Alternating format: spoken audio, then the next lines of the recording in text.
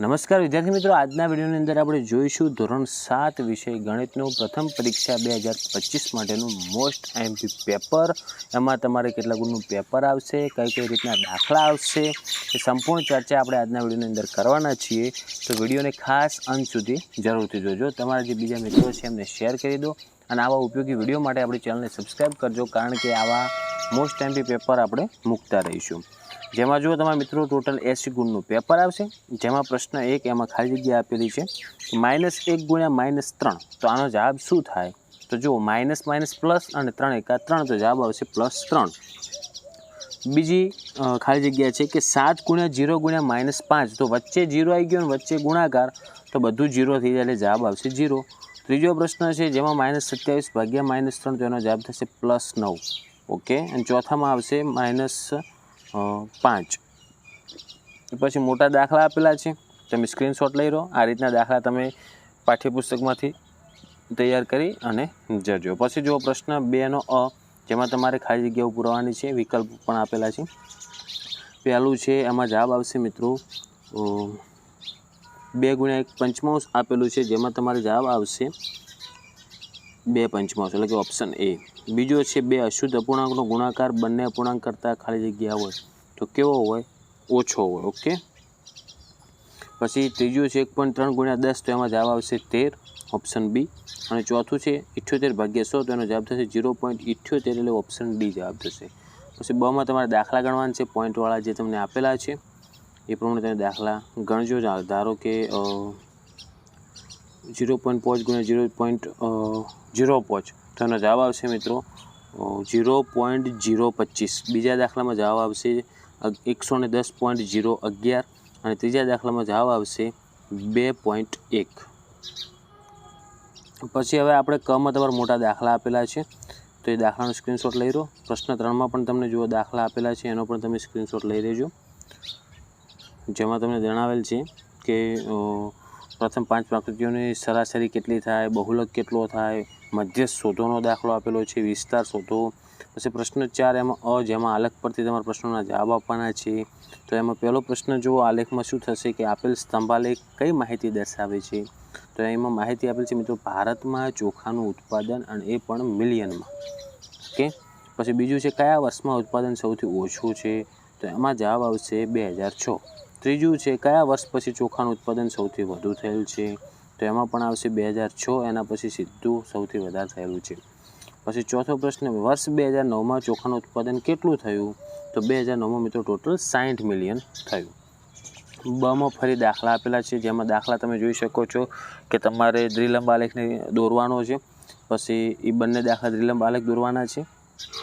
પ્રશ્ન 5 અ, જેમાં તમારે વિધાન સાચું ખોટું એ પૂછેલું છે. પહેલું છે જો સમીકરણની ડાબી બાજુ અને જમણી બાજુ અદલાબદલી કરવામાં આવે તો તે જ સમીકરણ તેનું તે જ રહે, તો એ વિધાન ખરું થશે.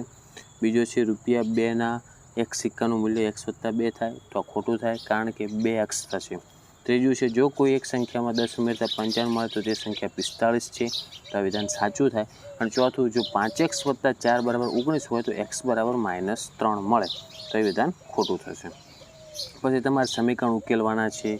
તમારે પીની કિંમત કેટલી થાય, આ રીતના જે સાદુરૂપ બરાબરની આ બાજુ 6 જશે એટલે -6 થશે, અને 2pમાં જે 2 રહ્યા એ ગુણાકારમાં હતા એ બરાબરની આ બાજુ આવે એટલે ભાગાકારમાં જશે, એટલે -6/2 એટલે -3 જવાબ આવે. તો p = -3. એવી રીતના બીજા દાખલામાં જવાબ આવશે n = 6, અને ત્રીજા દાખલામાં આવશે મિત્રો x = 6. ઓકે. પછી જુઓ, તમારે વ્યવહારુ કોયડા ઉકેલો એ રીતનો દાખલો આપેલો છે.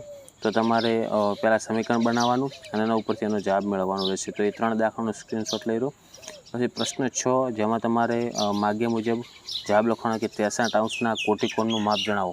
તો કોટિકોણનું એટલે કે મિત્રો બે ખૂણાઓનો સરવાળો 90° થાય. તો પહેલો 63 છે, તો બીજો કેટલો થશે? 27.